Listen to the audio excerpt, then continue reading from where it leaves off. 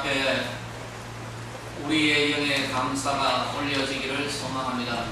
주께서 베풀어 주신 그 놀라우신 은혜에 대하여서 깨달을 수 있는 마음을 허락하시고 볼 수 있는 눈이 열려지게 하시며 하나님의 음성을 들을 수 있는 귀가 할례받을 수 있도록 역사하여 주시옵소서. 이 한 시간에도 하나님의 말씀에 대하여서 귀를 기울이고자 합니다. 주여 말씀하시옵소서. 종이 듣겠나이다. 하나님이여 들을 수 있는 은혜의 시간 되기를 소망하옵고 예수님의 이름으로 기도드리옵나이다. 아멘.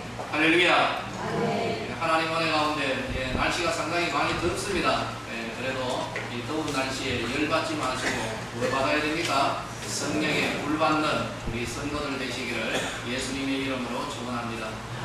성가대에서 찬양을 드렸습니다. 감사에 대한 내용이었는데요.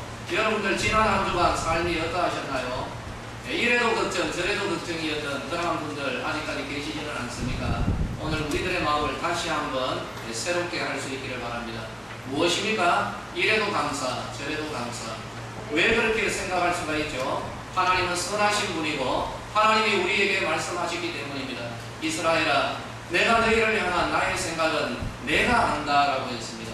그 하나님의 생각, 우리를 향한 하나님의 생각은 재앙을 주게 된 것이 아니라 우리의 장래에 소망을 주려 합니다라고 하나님이 말씀하셨습니다. 오늘도 여러분 믿음이 있는 심령들은 믿음의 손을 내밀어서 하나님의 이 말씀을 믿음으로 붙드시기를 바랍니다. 하나님이 아시는 생각, 우리를 향한 하나님의 생각은 재앙이 아니라 평안이요 우리의 내일에 소망을 주는 생각임을 믿으시기를 예수님의 이름으로 축원합니다. 그러므로 이래도 감사 저래도 감사로 나아갈 수가 있는 것입니다. 이래도 감사 저래도 감사로 나아가는 주의 백성들 그 앞에 원수들의 목전에서 하나님이 상을 베풀어 주시는 은혜의 역사가 일어나게 될 것입니다. 이것을 우리들이 누리면서 하나님의 은혜를 맛보면서 나아가야 되는 것이죠. 지난주 한 주 동안 기도원에 머물렀습니다. 화요일이니까 여러분 좀 터가 흔들리는 지진이 대구에서도 좀 감지가 되었거든요. 지난 화요일날 저녁 한 8시 반인가요? 한 9시쯤이었습니다. 기도원에 머물고 있는데 터가 흔들리더라고요. 저는요, 제 긴 말이 아닙니다. 성령님 임하시나 나 그래 생각했거든요. 진짜요. 다른 사람들은 지진 났다고 걱정하고 바깥에 뛰쳐나갈 수도 있는데 진짜 성령님 임하시나. 나중에 지진인 것을 알고 아주 크게 제가 좀 섭섭해했던 그런 것이 있습니다. 어쨌든 은혜 가운데 잘 지낸 것 같습니다. 요 근래 들어서 이 지역을 향하여서 참 큰 관심을 가지고 있습니다. 그냥 저 혼자 관심을 가지는 것이 아니라 저의 신앙의 선배들이 자신들이 속한 이 교회, 이 지역에 대하여서 어떻게 사역하며 나아갔는가 여기에 대하여서도 간접적으로 좀 경험을 얻기 위하여서 여러 가지 도서를 통하여서 정보를 좀 입수하고 있습니다. 그러면서 근래 들어서 다시 한번 읽었던 그 책이 미국의 해밋이라는 곳 장막교회를 시모하시는 분입니다. 밥 베켓이라는 분인데요. 상당히 전략적인 중보기도로 유명한 그런 분입니다. 이분이 지역을 바꾸는 기도에서 자신의 경험담과 또 우리들에게 유익한 내용을 전달했습니다. 그러면서 이 목사님은 자칫하면은 우리들이 중요한 것을 놓칠 수가 있다라는 그러한 취지로 역사에 있어서 일어났던 한 사건 가운데 에피소드를 우리에게 소개를 했습니다. 그 내용은 이것이죠. 소련의 크루스초프가 집권했을 1953년 그 당시에 구소련이겠죠. 구소련은 경제적으로 굉장히 큰 어려움에 봉착하고 있었다라는 것입니다. 그래서 나라가 경제적으로 어려워지니까 노동자들은 더더욱 불안해지는 겁니다. 우리나라에도 일전에 저축은행 사건이 났을 때 거기에 가입되어 있는 고객들은 어떤 일을 하죠? 밤을 새워가면서라도 자기 돈을 찾으려고 했던 그런 사태가 벌어지는 것이죠. 노동자들도 더더욱 불안해지는 겁니다. 실컷 일을 했는데 급료를 받지 못하면 어떻게 하나 이런 불안이 전폭되어서 가는 겁니다. 그래서 결국에는 이들 노동자들은 자구책으로 어떤 행동을 하겠습니까? 공장 안에 있는 물건, 자재, 기계들을 훔쳐가는 그런 일들이 빈번하게 발생하는 거죠. 이러한 것으로 인하여서 경제적 악순환의 이 고리는 더 심화되어져 가는 것입니다. 나라에서, 정부에서는 대처 방안을 내세우는 거죠. 대처 방안이라는 게 뭐가 있겠습니까? 이 소련에 넘쳐흐르는 이 군사들, 군인들을 공장에 파송하는 겁니다. 그래서 공장에서 철통 경비를 쓰는 거죠. 그 경비는 이것입니다. 검문 검색이죠. 그래서 노동자들이 퇴근을 할 때 무엇인가 들고 나가면 샅샅이 수색을 해가지고 공장에 물품이 방출되지 못하도록 군인들이 총을 들고 지켰던 것입니다. 바로 여기에 이런 흐름 가운데 어느 한 마을에서, 소련의 한 마을에서 일어난 일입니다. 이 두 청년인데 한 사람은 조고 한 사람은 이반입니다. 두 사람은 어려서부터 중마고우죠. 절친이었습니다. 그런데 한 사람이 조는 군인이었고 이반은 노동자였습니다. 두 사람 너무나 잘 아는 거죠. 그래서 저 사람이 성격조차도 잘 아는데 노동자 이반이 퇴근할 때에 수레에 뭔가를 잔뜩 싣고 나오는 겁니다. 그래서 조는 이 이반의 성격, 저 교활하고 아주 영악한 이 이반이 무엇인가 반드시 훔쳐서 갈 것이다 라고 생각하고 있었는데 수레에다 뭔가 잔뜩 싣고 오는 거죠. 그래, 딱 걸렸어! 라고 하면서 조가 가서 수색을 하는 것입니다. 그런데 아무리 수색해봐도 나오지를 않는 거예요. 그래서 자루에 무언가 실렸는데 이 자루가 무엇이냐라고 하니까 톱밥이라는 겁니다. 톱밥은 반출이 가능한 것이었어요. 그 말을 못 믿고 그 자루 모두가 풀어가지고 다 이렇게 풀어 헤쳐서 쏟아보았습니다. 톱밥밖에 없는 것이죠. 그래서 수레 여기 밑에도 살펴보고 사이에도 살펴보고 아무리 해도 공장에 기자재나 물품이 하나도 없는 겁니다. 그래서 매일같이 이 이반이 퇴근할 때마다 수레에다가 톱밥 이 자루를 싣고 잔뜩 싣고 오는 거죠. 매일같이 수색을 해도 하나도 나오지를 않았다는 것이죠. 그래서 상당 기간이 지나고 난 뒤에 이 군인 친구가 지쳐가지고 이반을 조용히 한 곳에 불렀습니다. 그래서 불러서 이야기하는 거죠. 야, 네 성격상 무언가 하나 들고 갈 사람인데 내가 도저히 찾지를 못하겠다. 그래서 솔직히 고백을 하면 내가 봐줄 테니까 야, 너 뭐 훔쳐가냐? 라고 하니까 이 이반이 빙긋이 웃으면서 친구니까 그리고 약속을 했으니까 이제 말을 하는 겁니다. 그래, 친구여, 내가 훔쳐가는 것은 손수레를 내가 훔쳐가는 거야. 그렇게 이야기를 했는 것이죠. 그래서 날마다 손수레 한 대씩 훔쳐가는 거예요. 그러나 이 사람들, 군인들은 공장의 자재 절도에만 신경을 쓴 나머지 그 큰 수레, 눈에 뻔히 보이는 이 수레를 날마다 하루에 한 대씩 그냥 지나가도 이걸 깨닫지를 못하고 있는 거죠. 정작 보지를 못했던 것이 바로 이러한 것이었습니다. 책을 읽으면서 머무르는 가운데 한 2주 전에 이 장년부를 비롯한 교육부 장관 모임에서 이 장년부 부장이 이런 이야기를 했습니다. 그 내용이 떠올랐죠. 그래서 요즘 우리들이 함께 비전을 공유하며 나아갑니다. 파도국의 성령의 파도가 밀려드는 바로 이를 위하여서 우리들이 어떤 이제 기도 모임이라든지 필요한 것들에 대하여 함께 이야기를 하고 있었는데 그 집사님은 이런 이야기를 하는 거죠. 목사님, 우리도 기도 훈련을 했으면 좋겠습니다 라는 그러한 말이었습니다. 그 자리에서는 이 제안을 가지고 토론하지는 않았습니다. 그런데 이 말은 분명히 무언가 놓치고 있었던 한 부분을 보는 그러한 제안이었죠. 이를 보완할 필요성을 지적한 그러한 내용이었습니다. 우리 교회는 파도공회에 성령의 파도가 밀려드는 그런 거룩한 그림을 우리 모두가 함께 그려가기를 원하는 바로 그런 흐름 가운데 있습니다. 가장 주된 도구는 뭐니 해도 우리들의 기도입니다.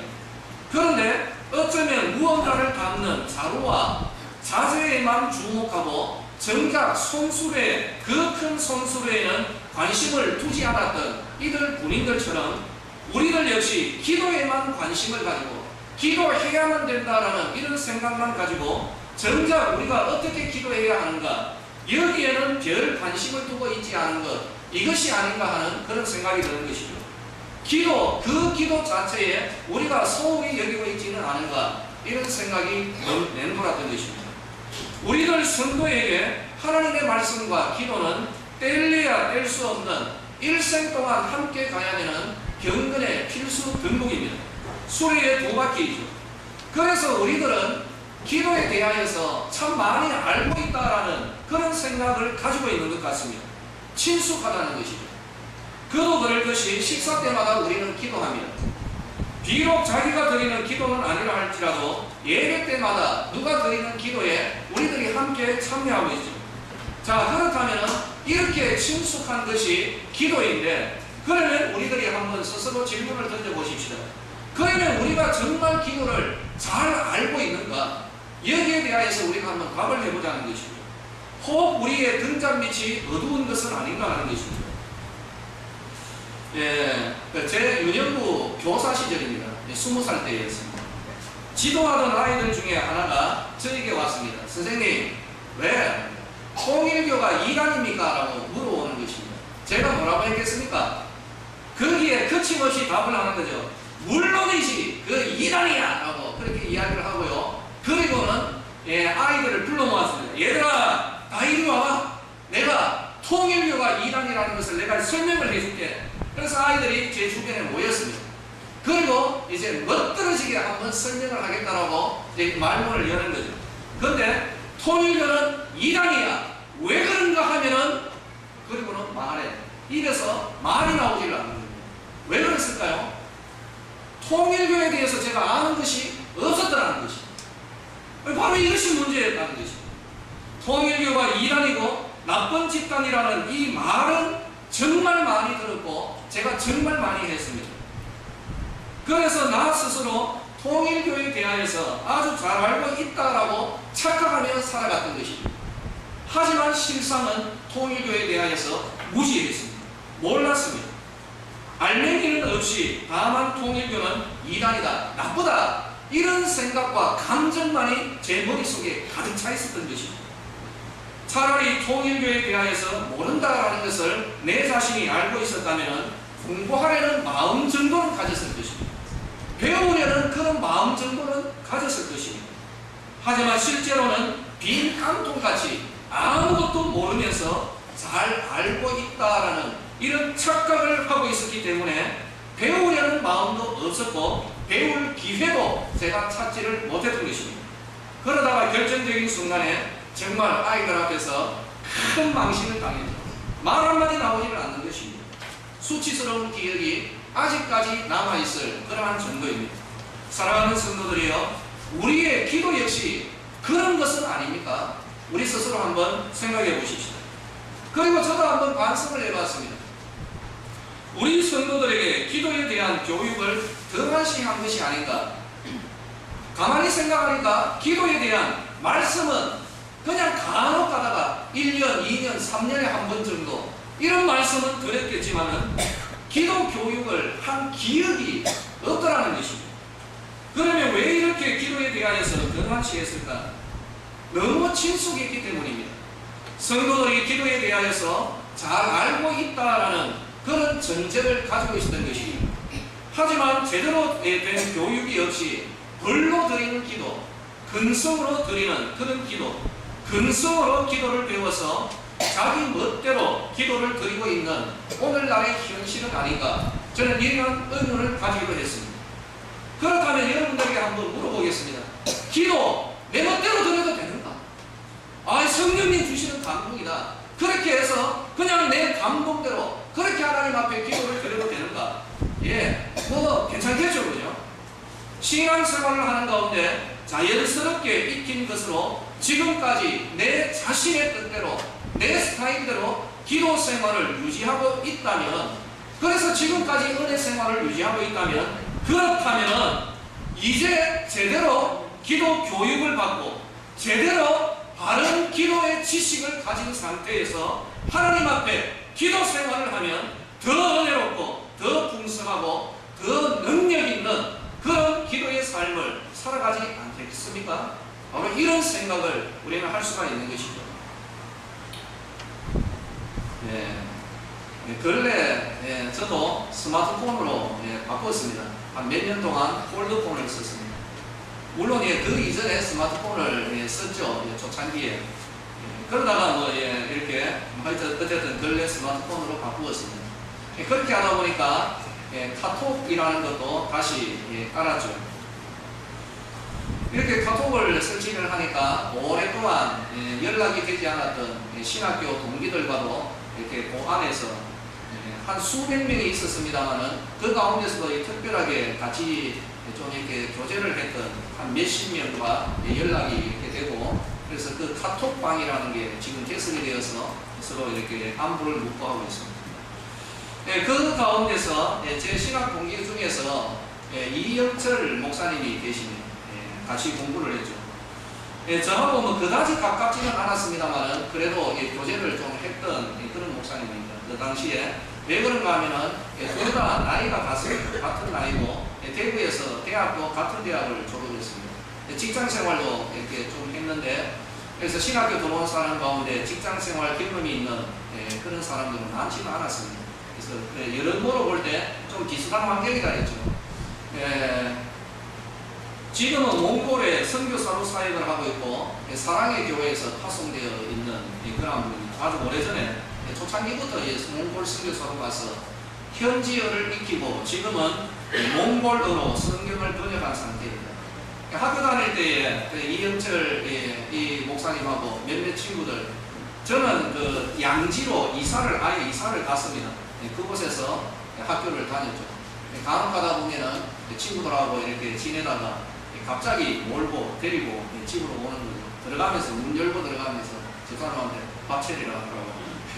요즘 그렇게 했다가는 좀 그렇겠습니다만. 그래서 그때 이영철 목사님과 다른 사람 몇 사람이 저희 교회가 아니고 집에 와서 밥 한 끼 먹었던 기억이 있습니다. 근데 그게 왜 아직까지 기억에 남는가 하면은 다른 목사님들이 아니라 그 이영철 목사님은 그때 저희들 전도사 시절에 여유가 있었던 것도 아니거든요. 그리고 준비가 된 상태도 아니고 문 열고 들어가면서 밥 먹자라고 그렇게 해서 상이 차려진 상태죠. 기억에 남는 거는 된장국, 그리고 김치, 그리고 김, 막김. 마침 그때 김이 좀 있었습니다. 이렇게 해서 먹는데 유독 이 이영철 목사님은 밥 한 숟가락 먹고 된장 하나 들면서 맛있다, 맛있다, 맛있다 이렇게 하면서 그냥 인사치레가 아니에요. 정말 맛있게 그렇게 먹었던 그 기억이 납니다. 그 이유가 있는데요. 이분도 결혼한 상태인데 그 와이프가 누구냐 하면요, 여러분 탁구 금메달리스트 양영자입니다. 양영자 선수가 금메달리스트입니다. 집에서 늘 음식은 우리나라가 배달의 민족이죠. 그래서 늘 배달 음식으로 그 가정에 배달이 경부심이 넘쳐납니다. 그래서 늘 이 짜장면이나 이런 걸 먹다가 집밥을 먹으니까 그렇게 맛이 있다는 거죠. 그래서 어쨌든 이분하고 좀 교제가 있는데요. 그래서 선교사 그분의 어머니 상을 당했을 때 몇 년 전에 들어왔더라고요. 그래서 장례식장에서 양현자 선수를 만났습니다. 남편이 있는 상태에서 앉혀놓고 이 목사님 제쳐놓고 양현자 선수 손을 손 좀 내보시오 해가지고 손을 만지작 하면서 남의 와이프를 상을 한번 만져보고 싶었습니다. 만졌는데 저는 이런 생각을 했어요. 그래도 탁구로 이렇게 부러졌으니까 손이 그래도 좀 억시고 굵고 연단된 손이 아니겠는가 생각했는데요. 보니까 보통 예인의 손보다 더 가녀리고 손가락도 길고 물 묻힌 손도 아니고 정말 보드랍고 연약한 그런 손이었습니다. 어쨌든 그분하고 이렇게 살아가고 있는, 그래서 이영철 목사님이 이전에 연합통신 기자였어요. 그렇기 때문에 취재하다가 서로 크리스찬이고 그래서 자연스럽게 이렇게 결혼에 이르게 됐습니다. 자, 근데 제가 드리고자 하는 말씀은 이 내용이 아니고 신학교회 안에는 유흥거리가 별로 없습니다. 오직 뭐냐 하면은요, 족구, 체력이 영역이다라고 해서 그렇게 하는 족구를 하는 사람이고, 그리고 탁구장이 하나 있었습니다. 우리 탁구장에 가서 간혹 한번 이렇게 치는 것이죠. 그런데 이 이영철 목사님이거든요. 탁구를 치는 거 보니까 이게 영광이에요.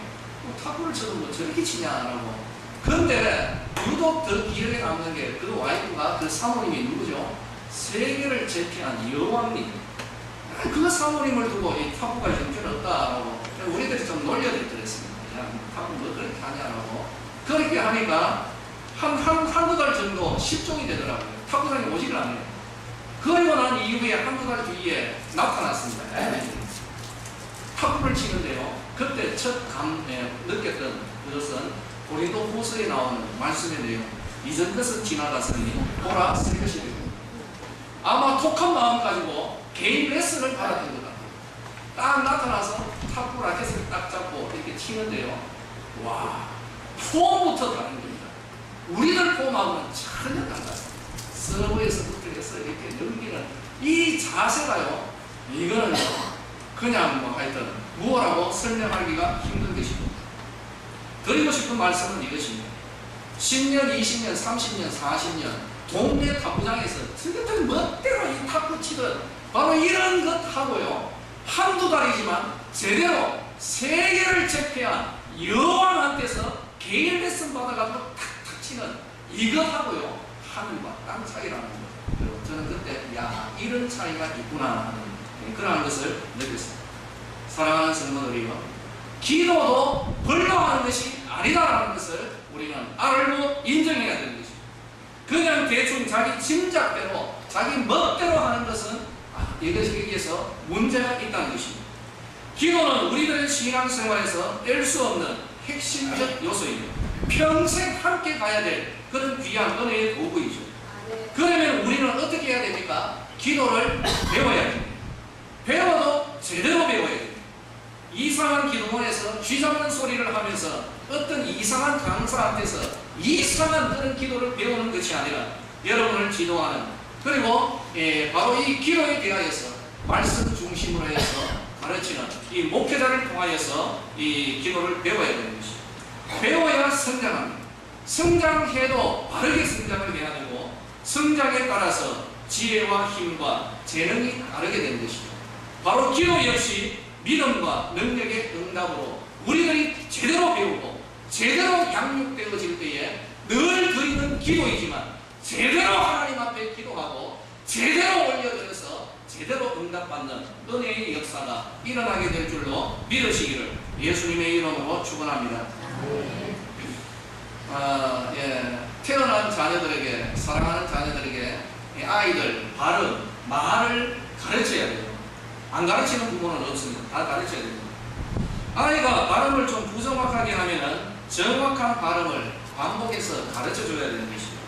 왜 그러냐 하면은 발음을 정확하게 못하면 사회생활에 지장이 큽니다.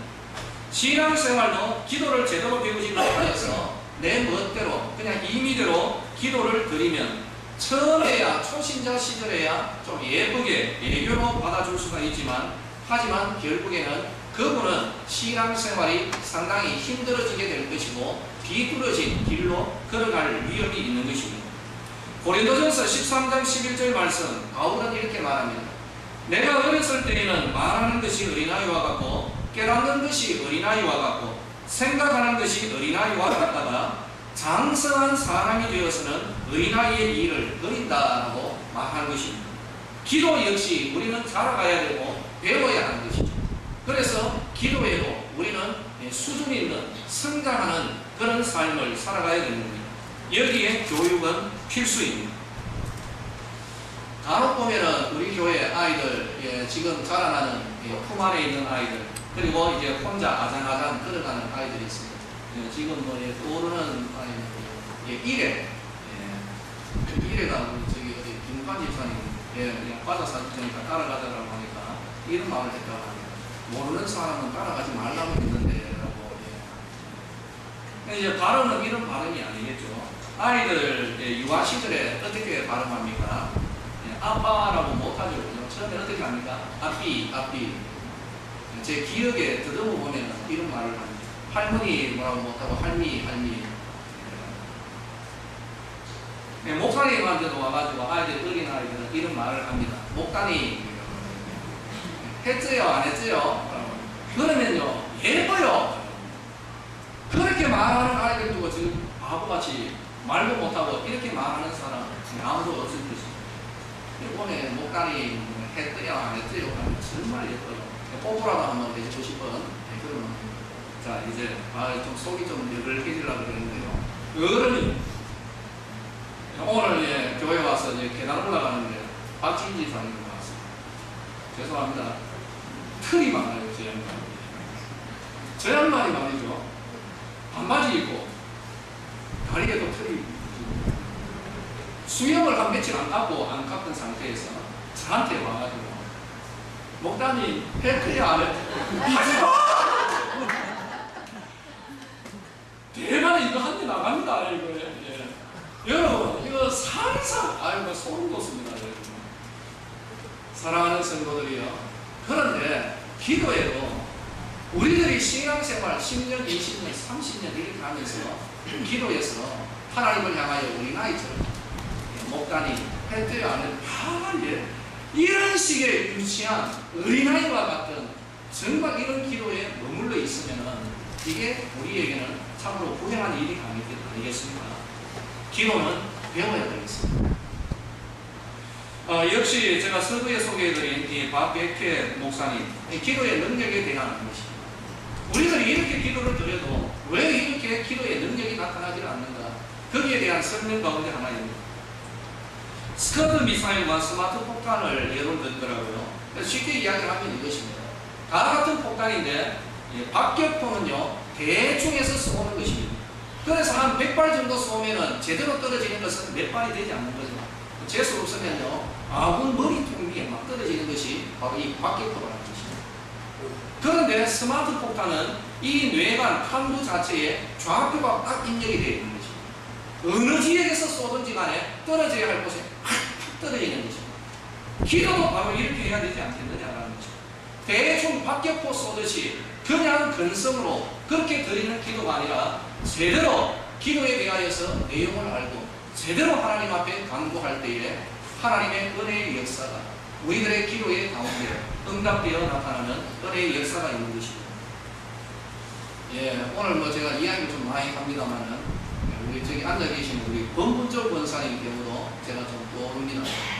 지지난해에 이 권분조 권사님이 교통사고가 좀 났습니다. 다리가 좀 불편했어요. 신방을 갔습니다. 신방을 가면 제가 뭘 해야 될까요? 기도를 해야 돼요. 그리고 권사님 다리가 불편한데 제가 위에서 기도 좀 해드리겠습니다 하니까 권사님이 목사님 됐어요. 안 해도 돼요. 제가 그런 말을 그대로 들을 만큼 순진하지는 않습니다. 아무리 그래도 그렇지 않습니다. 그래서 기도해 드리겠습니다. 그래서 기도하기 시작합니다. 다리에 손을 탁 얹고 주여 우리 권사님께서 이렇게 기도하고 있는데 갑자기 권사님이 제 손을 이렇게 두 손을 잡아가지고 이렇게 옮겨 놓으면서 목사님 그쪽 다리가 아닙니다. 그래서 하나님 다시 그래서 제대로 그 다리 위에 손을 얹고 이걸 보고 뭐라고 하는지 압니까? 그 다리 짚었다. 제가 이걸 리얼하게 깨달았던 것이죠. 성도들이요 우리가 기도를 헛다리 짚는 식으로 이렇게 박격포 쏘는 식으로 대충 드리고 이런 기도 생활 우리는 이제 마감해야 되지 않겠습니까? 은혜도 헛되이 받지 말아야 되고 믿음도 헛되이 믿지 않아야 되고 기도도 헛되이 기도해서는 안 될 것입니다. 기도는 우리에게 주어져 있는 하나님의 은혜의 문이고 강력한 도구입니다. 구하여도 받지 못하고 구하여 받아서 망하는 길로 접어드는 그러한 기도도 있다는 것을 알고 우리는 기도도 배워야 되는 것입니다. 오늘 본문에서도 제자들이 여기에 대하여서 말을 하고 있는 것이죠. 예수님, 세례 요한도 그 제자들에게 기도를 가르쳐 줬습니다. 예수님도 우리들에게 뭘 가르쳐 달라고요? 기도하는 것 어떻게 기도해야 되겠습니까? 기도 좀 가르쳐 주십시오. 예수님께 요청합니다. 여기에서 나온 것이요 주님이 가르쳐 주신 주님의 기도, 주기도입니다. 성경에 기록되지는 않았습니다만 이후에도 주의 제자들에게 무리들에게 기도하는 내용 그리고 방법, 자세 뭐 이러한 것들에 대하여서 예수님이 가르쳐 주셨으리라 생각합니다. 오늘 말씀 이제 여러분 결론을 내리도록 하겠습니다. 말씀의 취지는 이겁니다. 우리도 기도를 뭐 하자고요? 배우자는 것입니다. 우리도 기도를 배워야 됩니다. 누가 배워야 될까요? 다 배워야 됩니다.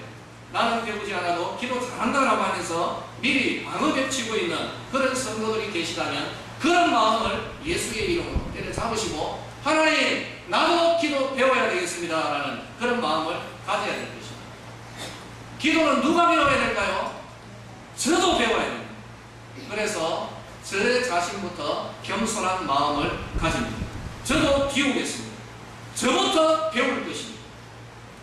마침 보니까 우리 교단지가 있거든요. 신문이 이제 매주마다 오면 이런 마음을 가지고 있는데, 기도 학교에 대하여서 마음을 갖고 있는 가운데 지난 금요일에 교단지 광고를 훑어봤습니다.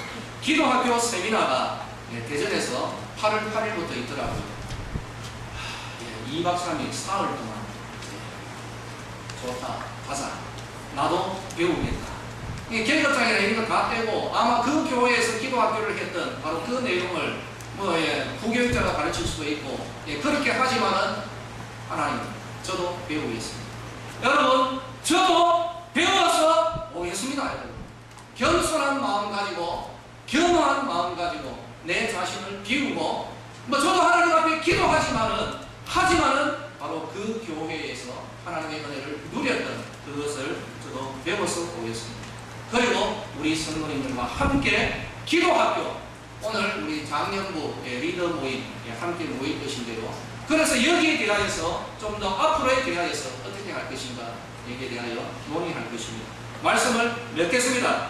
여러분, 우리 모두 다 기도 배웁시다. 제대로 기도하십시다. 그래서 하나님께서 허락하신 이 기도의 생활을 일생 동안 바르게, 힘있게, 강력하게, 은혜롭게, 능력 있는 기도의 삶을 살아가는 우리 성도님들 되시기를 예수님의 이름으로 축원합니다. 기도하겠습니다. 하나님 아버지, 감사합니다. 일생 동안 저희들 기도하며 나아갑니다. 그런데 이 기도에 대하여서 막상 잘 모르는 그런 부분들이 없지 않아 있을 것입니다. 기도에 대하여서 오해를 하고 있거나 잘 모르기 때문에 은혜를 누리지 못하고 있는 그런 부분들도 있으리라 여겨집니다. 이제 우리 교회 기도학교를 생각합니다. 하나님의 우리 모든 성도들이 기도에 대하여서 말씀 위에 굳게 서서 제대로 교육받게 하여 주시고, 그리하여서 하나님 앞에 제대로 기도하는 우리 믿음의 성도들이 되게 하여 주시옵소서. 앞으로의 일정들 위에도 성령 하나님 인도하여 주시기를 소망하옵고 예수님의 이름으로 기도드리옵나이다. 아멘.